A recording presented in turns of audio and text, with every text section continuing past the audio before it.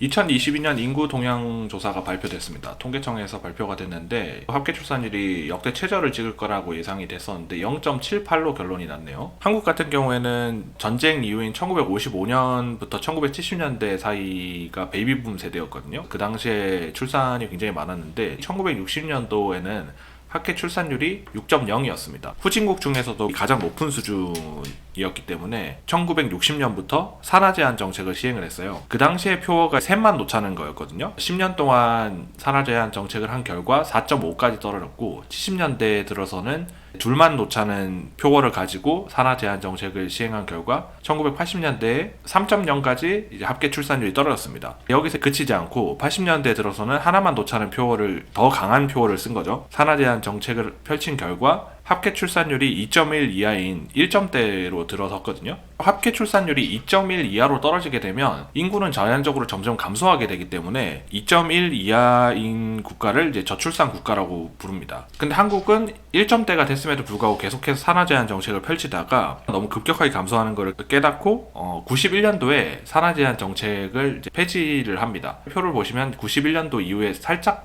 출산율이 올라간 게 보이시죠? 여기서 우상향을 했으면 괜찮은데 다시 출산율이 떨어지기 시작하죠. 계속해서 떨어지니까 2002년도에 반대로 저출산 정책을 시행합니다. 그 이후에도 조금 반등하는 때도 있었지만 결국에는 1.0도 깨고 세계 모든 나라들 중에서 가장 출산율이 낮은 그런 상태가 됐죠. 통계치를 보니까 35세 이상의 출산율이 증가를 했지만 34세 이상은 감소했다 이렇게 나오더라고요. 별로 의미가 없어 보이는 게 35세 이상에서 0.5, 0.4 요 정도 늘어났는데 34세 이하에서 감소한 폭이 2.6, 3.5, 0.9 이런 식으로 큰 폭으로 감소를 했기 때문에 표를 보시면은 30세에서 34세 출산율이 급감하고 있고 25세와 29세가 급감하고 있는데 여기 초록색이 35세에서 39세거든요. 증가를 하긴 했지만 거의 증가폭이 없습니다. 그래서 출산율은 아주 감소를 하고 있는 거고 다른 애들이 너무 감소를 하기 때문에 35세에서 39세의 비중이 조금 올라갔을 뿐이다 이렇게 보이고요.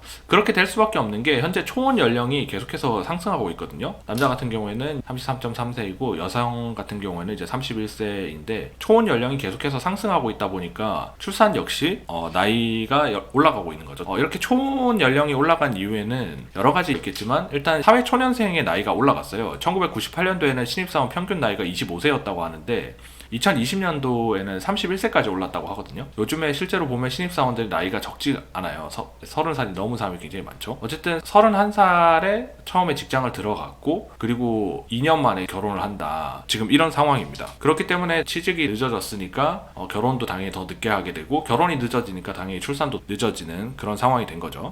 이거는 결혼 기간별 출생아수인데 결혼하고 나서 2년 미만일 때 출생아수, 2년에서 5년 사이일 때 출생아수, 그리고 5년 이상일 때 출생아수를 나타낸 건데 비중이 2년 미만일 때는 감소하고 있고 2년에서 5년 이상 이게 조금씩 비중이 증가하고 있습니다. 물론 전체적인 수치로 보면은 모든 기관에서 다 감소를 하고 있어요. 어쨌든 2년 이상 됐을 때 첫 출산을 하는 비중이 올라가고 있다는 걸 감안해서 계산을 해보면 초혼 연령이 33살이라고 했잖아요. 이때 결혼을 해서 3년 정도 됐을 때 출산을 한다고 생각을 해봅시다. 그러면 36살에 첫 애를 낳게 되겠죠? 근데 요즘에 신입사원 평균 나이가 31살이라고 했는데 그러면 31살까지 양육을 책임져 줘야 된다고 했을 때 67세까지 양육을 해야 된다는 얘기입니다. 둘째하고 터울이 조금 있게 된다면 내 나이가 70살, 75세 될 때까지 양육을 계속 해야 된다는 거죠.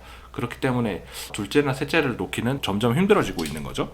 그만큼 나이가 점점 뒤로 밀리고 있으니까요. 이거 OECD 회원국들의 합계 출산율인데 가장 높은 나라는 이스라엘이거든요. 2.9로 굉장히 높고 이스라엘을 제외한 다른 모든 나라들은 2.1이 안 됩니다. 다들 문제는 있어요. 대부분의 선진국들은 우리하고 똑같은 문제를 겪었거든요. 출산율이 급감을 했고 세계 각국이 여러 저출산 정책을 시행했지만 실제로 효과를 본 국가들은 거의 없습니다. 그래서 한번 출산율이 떨어지게 되면은 방향을 바꿔서 우상향하는 경우는 거의 없어요. 한국 같은 경우에는 이제 독보적인데 2022년을 기준으로 하면은 0.78로 바로 위에 있는 이탈리아보다도 한참 떨어지고 거의 한 30-40% 정도 모자라고 첫 둘째 아이 이제 출산 연령이 33살로 굉장히 늦은 편입니다. 회원국 중에서 이스라엘이 가장 높고 그 다음이 멕시코, 프랑스인데 그나마 이런 국가들이 어떻게 해서 합계 출산율이 높게 나올 수 있느냐 한번 살펴보겠습니다. 이스라엘 같은 경우에는 둘째를 출산할 때까지는 최수정 비용이라든지 대리모 출산 비용을 지원을 합니다. 최근에는 동성 커플이나 비혼인 남자의 대리 출산도 허용을 했어요. 예전에는 이성 커플하고 비혼 여성의 대리 출산만 허용을 했었거든요. 출산 자체의 어려움을 해결해 주려고 하는 그런 모습을 보이고 있어요. 그리고 불임 치료를 할 때 유급 휴가 가능한 뭐 이런 제도도 있고요. 그리고 이스라엘이 몇 안 되는 여성 징병제를 하고 있는 국가인데 남자하고 여자하고 군 복무 기간은 좀 다르지만 21개월로 알고 있거든요. 여성의 복무 기간이. 그런데 결혼이나 출산을 하는 경우에는 군 면제를 받을 수가 있습니다. 일정 나이가 되기 전까지 결혼을 해야 군 면제를 받을 수 있고 출산도 마찬가지예요. 아무래도 결혼을 일찍 하게 되면은 출산을 할 확률도 높겠죠. 우리나라에서 33살에 첫 아이를 낳고 나니까 둘째, 셋째를 낳기에는 나이가 너무 많아진다고 했잖아요. 이스라엘 같은 경우에는 어린 나이까지 결혼을 하게 되면은 군 면제를 시켜주기 때문에 일찍 결혼하는 게 출산율을 높이는 데도 효과가 있었을 거라고 보여집니다. 실제로 여성의 군 복무 비율은 55% 정도라고 하더라고요. 종교적인 이유로 대체 복무를 하는 경우도 많다고 합니다. 군대를 가는 게 아니라 그 기간만큼 다른 곳에서 이제 일을 하는 거죠. 그런 경우도 많다고 하는데 결혼 말고 출산으로 인해 가지고 군 면제를 받는 비율은 10% 정도라고 하더라고요. 10%여도 낮은 수치는 아니죠. 이스라엘 같은 경우에 이런 정책을 펴고 있고 그 다음에 프랑스가 그나마 출산율이 높은 편인데 프랑스가 저출산을 해결한 방법은 비혼 출산이 대표적입니다. 이 비혼 출산이라는 거는 결혼을 하지 않은 상태에서 출산을 하는 경우인데 프랑스 같은 경우에는 OECD 회원국 중에서 비혼 출산율이 압도적으로 높습니다. 60.4%인데요. 다른 나라들도 혼외 출산율이 높은 나라들이 있는데 OECD 평균이 40% 정도거든요. 프랑스 같은 경우에는 동거인 상태에서 출산이 많이 일어나는 편이고 그렇다고 해도 실제 법적인 부부하고 법적으로 차별을 받거나 사회적으로 차별받는 거는 전혀 없습니다. 이게 오랫동안 프랑스에서 고민을 하면서 제도적으로 보완을 해온 거기 때문에 프랑스가 원래 94년도에는 비혼 출산율이 37.2% 정도였는데 지금은 60%로 굉장히 높은 수준이 된 거죠. 사실 출산도 큰일이지만 결혼도 굉장히 큰일이잖아요. 그래서 프랑스는 출산을 하는 데 있어가지고 결혼이나 문턱을 없애서 조금 더 출산율을 올리려는 그런 노력을 한 거라고 봐야겠죠. 우리나라 같은 경우에도 통계청에서 인식변화 추이 자료조사를 한 걸 보면 매년마다 동거가 가능하느냐 혹은 뭐 비혼 자녀 출생이 가능하냐라는 설문조사에서 긍정적이라는 답변이 점점 올라가고 있습니다. 비혼 자녀 출산이 가능하다는 쪽이 35% 정도까지 옛날보다 많이 올랐는데 그 말은 그렇다고 하는데 실제로 비혼 출산율은 2.2% 정도로 굉장히 낮은 편이거든요. 뭐 CNN이나 외신에서도 우리나라의 저출산 문제에 대해서 지적을 할 때 이스라엘에서 얘기한 것처럼 동성 커플이나 비혼 남성의 여성의 양육이라든지 이런 것들에 대해서 너무 우리나라가 닫혀있다 이런 생각을 하고 비혼 출산에 대해서 너무 폐쇄적이기 때문에 출산율을 올리는데 방해가 된다 이런 분석들을 내놓기도 했습니다. 한국의 상황이 이렇기 때문에 결혼을 해야만 출산을 하는 이 국가이거든요. 그래서 결혼을 많이 해야 되는데 혼인 건수는 매년 급감하고 있습니다. 2012년에 30만 건이 넘었었는데 2021년 기준으로 20만 건이 안 되죠. 혼인을 하지 않는 문제에 대해서는 여러 가지도 있겠지만 최근에 나온 이제 사회복지 연구의 한 자료인데요. 더 이상 이제 결혼이나 출산이 중요하지 않다고 생각하는 이제 남성이나 여성들이 점점 늘어나고 있고 필수라고 생각하는 사람들이 굉장히 감소하고 있습니다. 특히 여성을 대상으로 조사했을 때는 필수라고 생각하는 사람이 4%에 불과하거든요. 결혼이나 출산이 중요하지 않다고 생각하는 사람이 53%나 되기 때문에 이런 인식 변화가 있기 때문에 점점 저출산 문제가 굉장히 심각해지는 거죠. 한국의 저출산 문제에 대해서 뭐 여러 가지 원인이 있다라고 얘기를 하는데 그걸 정리를 해보자면 주거 불안이 일단은 크고 요즘에 주택가격이 조금 떨어지긴 했지만 너무 높은 수준의 형성이 돼 있잖아요. 실제로 통계를 보면은 자가를 가지고 있는 사람들보다 전세나 월세를 살고 있는 사람이 결혼의 비율이라든지 출산의 비율이 모두 낮다고 합니다. 유의미한 수준으로요. 주택가격이 너무나 올라가 있는 상태에서 자가 주택을 마련하기 굉장히 어렵잖아요. 그렇기 때문에 전세나 월세를 많이 살게 되는데 그런 상태에서는 결혼이나 출산이 잘 이루어지지 않는다는 거죠. 두 번째가 자녀 양육비 문제인데 단순하게 금액적인 부분을 많이 지출한다는 게 아니라 소득 대비 퍼센테이지로 봤을 때 다른 나라에 비해서 지나치게 교육비를 많이 지출한다고 합니다. 주변의 얘기를 들어보면은 교육비를 지출을 많이 하고 싶지 않아도 다른 사람들이 하는 거는 해줘야 될 거 아니냐 이런 이유로 줄이기가 어렵다고 하더라고요. 세 번째가 양육이 어려운 노동 환경이 크지 않나라는 생각이 들어요. 맞벌이 비율이 계속해서 증가하고 있거든요. 거의 50%에 달하고 있는데 맞벌이를 하고 있는 상태에서 아이를 기른다는 게 쉽지 않죠. 육아휴직을 사용할 수 있으면 좋겠지만 눈치 보이는 것도 있고, 남성의 육아휴직 같은 경우에는 사회에서 용인이 안 되는 분위기여가지고, 그렇게 되면은 여성이 육아를 거의 도맡아야 되잖아요. 그렇게 되면은 경력 단절이 올 수도 있고, 그런 부분도 있습니다. 그래서 스웨덴 같은 곳에서는 육아휴직을 480일인가 주는데, 그 중에서 남자가 써야 되는 게 90일로 의무적으로 정해져 있다고 하더라고요. 그런 정책도 괜찮을 것 같고, 그리고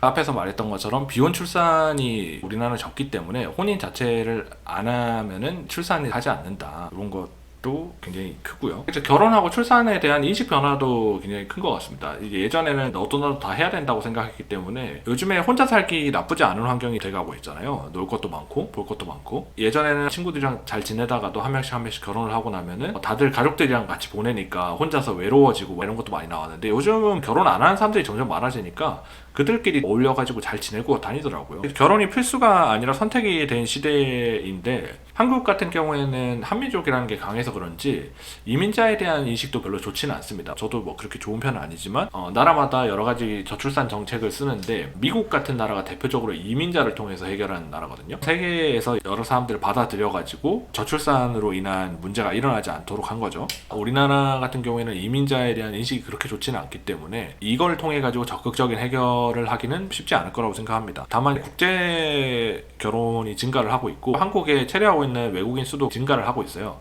시간이 지나면 자연스럽게 개선될 수 있는 부분이 아닌가라는 생각도 드네요. 이거는 통계청에서 제공하는 한국의 연도별 인구 피라미드입니다. 1980년도에는 인구가 3,800만 명이었네요. 이 당시에는 인구가 이런 식으로 아주 아름답게 나타나 있어요. 유소년 인구가 34%로 굉장히 좋았죠. 고령 인구는 3.8%밖에 되지 않았고요. 유소년 인구 100명당 노령화 지수가 11.2밖에 되지 않았습니다. 중위 연령이 21.8세로 굉장히 낮은 편이었죠. 2023년에는 인구는 그때보다 당연히 더 늘어나긴 했지만 인구 피라미드가 이런 구조로 바뀌었죠. 별로 좋지 않은데, 이때 태어났던 사람들이 생산 연령으로 바뀌었기 때문에 생산 연령이 굉장히 많아졌는데 유소년 인구가 엄청나게 감소했습니다. 오히려 노령 인구는 굉장히 많아졌거든요. 18%로 굉장히 증가했습니다. 그래서 노령화 지수가 100명당 11명이었는데 167대 1, 15배 이상 증가했어요. 중위 연령도 21살이었는데 45세로 크게 증가한 걸 볼 수가 있죠. 40년 만에 이런 식으로 바뀐 거예요. 40년이 다시 더 지나게 되면 2060년도에 인구는 지금보다 더 감소를 하게 되고요. 피라미드가 완전 역피라미드가 돼버렸죠. 중위 연령이 60세를 넘어섭니다. 61세가 되고, 유소년 인구는 더 줄어들고, 생산 연령 인구랑 노령 인구랑 거의 비슷해집니다. 노령 인구가 43.8%로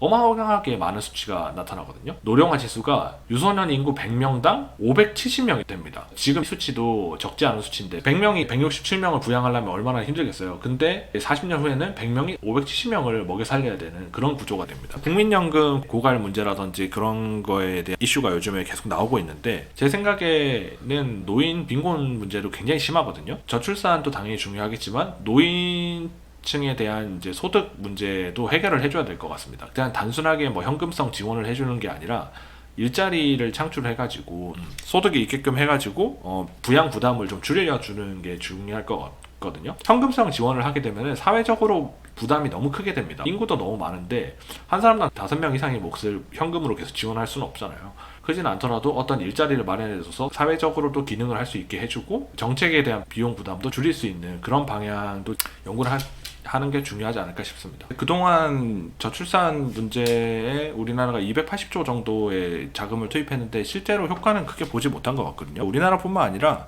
저출산 정책을 폈다가 성공을 본 국가가 거의 없습니다. 여러 가지 어려움이 있는데 해결하기가 쉽지는 않을 걸로 보여요. 추세가 너무 가파르게 떨어지고 있기 때문에 이대로 가면 한국이 가장 지구에서 먼저 소멸하는 나라가 되겠죠. 우상향하지는 못하더라도 계속해서 빠지고 있는 이 출산율을 어느 정도 바닥은 다질 수 있는 그런 상황을 만들어야 될 것 같고, 그걸 위해서는 충분한 사회적인 분위기라든지 지원이 필요할 것 같고, 인구 감소가 피할 수 없다면 대비하기 위해서 현재 한국에서 잘 나오고 있는 콘텐츠 산업이라든지 그런 인구가 감소해도 충분히 경쟁력을 가질 수 있는 산업들을 충분히 육성을 해가면서 미래를 대비하는 것도 좋은 방법이 되지 않을까 싶습니다. 오늘 영상은 여기까지입니다. 감사합니다.